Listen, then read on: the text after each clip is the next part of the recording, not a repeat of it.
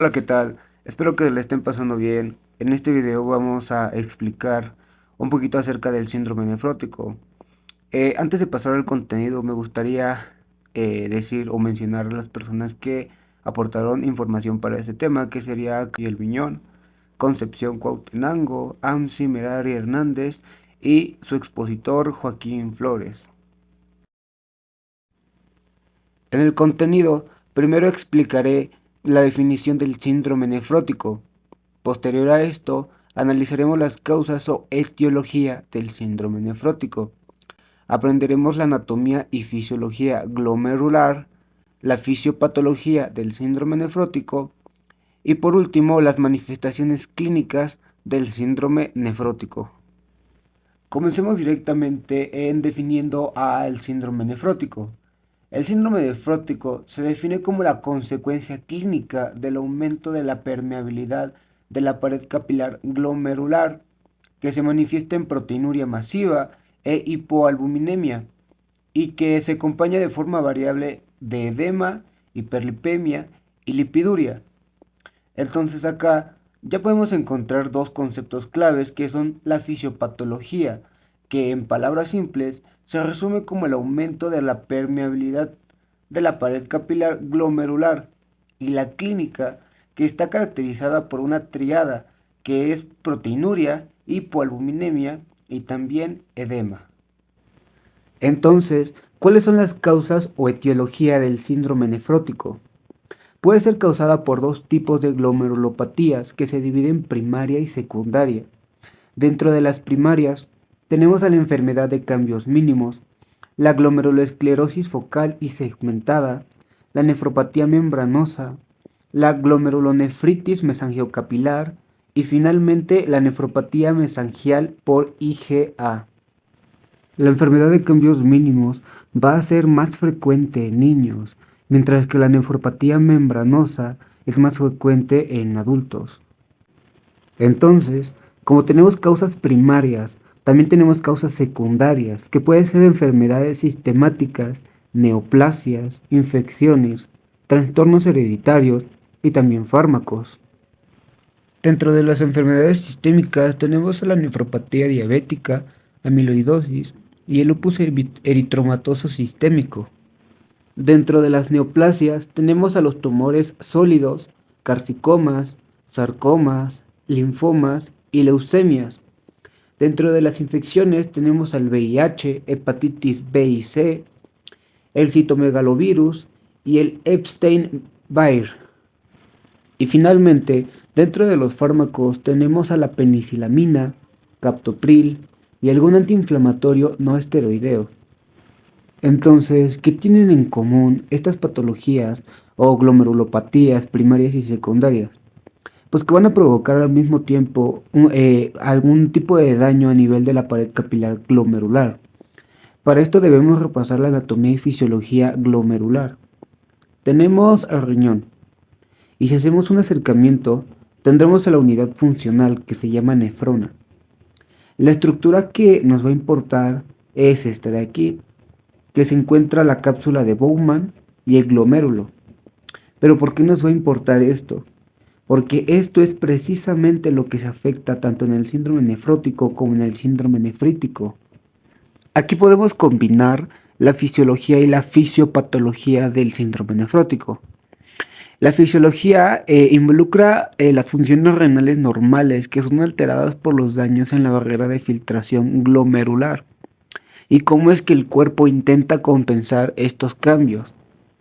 Tenemos que explicar primero qué es la barrera de filtración glomerular. Esta tiene tres componentes principales, que es el endotelio fenestrado, la membrana basal glomerular y los podocitos. ¿Qué hace cada uno? El endotelio fenestrado permite el paso de agua y solutos pequeños. La membrana basal glomerular actúa como barrera física y eléctrica contra moléculas grandes y cargadas negativamente. Y los podocitos forman una red de filtración selectiva. En condiciones normales, esta barrera impide el paso de proteínas como la albúmina al espacio urinario.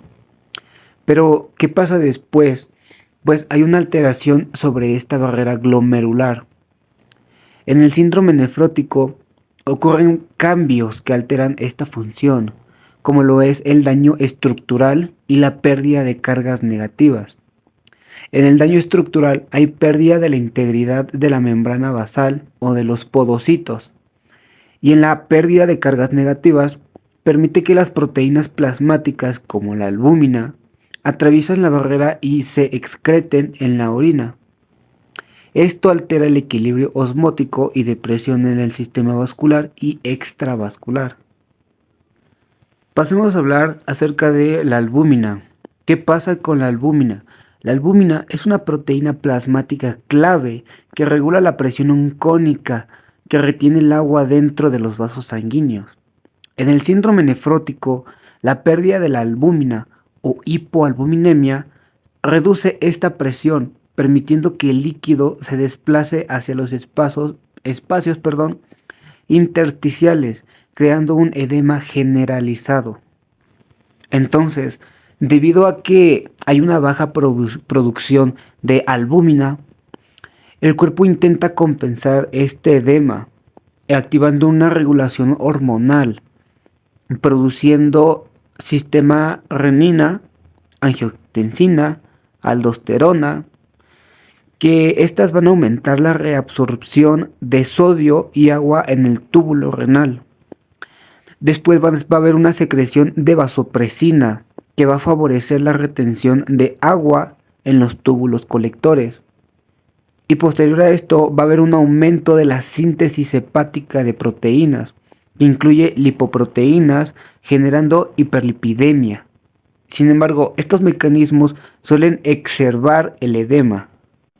Entonces, como ya dijimos que el aumento de la síntesis hepática de proteínas genera la hiperlipidemia, el hígado compensa la pérdida de proteínas aumentando la síntesis de lipoproteínas y colesterol. Se reduce la actividad de lipoproteína lipasa, lo que impide el catabolismo de lípidos y contribuyendo a la hiperlipidemia. Y para finalizar con esta parte, va a haber efectos sobre la coagulación e inmunidad. ¿Por qué? Porque va a existir la pérdida de antitrombina 3 y proteína CS.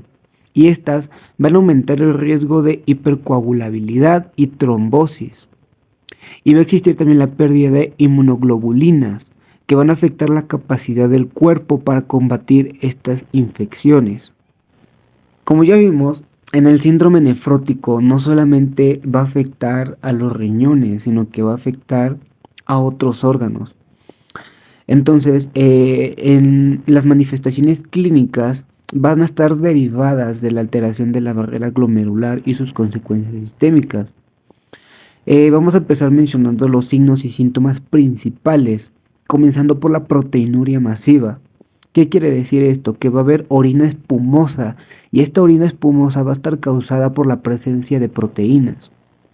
Seguimos con el edema generalizado, que este va a iniciar en áreas de baja presión hidrostática, como lo es los párpados y los miembros inferiores. Y ya en peores de los casos o en casos severos, puede progresar este edema a una ascitis. Tenemos después la hipoalbuminemia. ¿Qué quiere decir esto? Que esta va a estar asociada a una fatiga o debilidad y malestar general. Y ya por último tenemos la hiperlipidemia y lipiduria. En las manifestaciones cardiovasculares podemos encontrar una hipertensión arterial y esto solamente es en algunos de los casos. ¿Esto por qué se debe? Porque hay retención de sodio y de agua. Podemos encontrar también trombosis. ¿Trombosis en qué vena? Pues en la vena renal. Y este puede manifestarse como dolor lumbar o hematuria. En las manifestaciones inmunológicas, este tipo de pacientes son más susceptibles a infecciones. ¿Y esto causado o por qué? Pues por una pérdida urinaria de inmunoglobulinas y factores de complemento. ¿Qué infecciones pueden adquirir más o qué infecciones son más frecuentes? Puede ser una peritonitis espontánea, neumonía y celulitis. Ya para concluir este tema, daremos un repaso a todo esto de lo que hablamos en este video. El síndrome nefrótico es una manifestación clínica compleja que resulta de alteraciones en la barrera de filtración glomerular, lo que conduce a la pérdida masiva de proteínas en la orina y desencadena una serie de complicaciones sistemáticas. Sus características principales incluyen proteinuria masiva, hipoalbuminemia, edema, hiperlipidemia y lipiduria. Y cabe destacar las acompañadas de riesgos como la trombosis, infecciones recurrentes y alteraciones metabólicas. Espero que te haya gustado el video y esto fue todo para el síndrome nefrótico.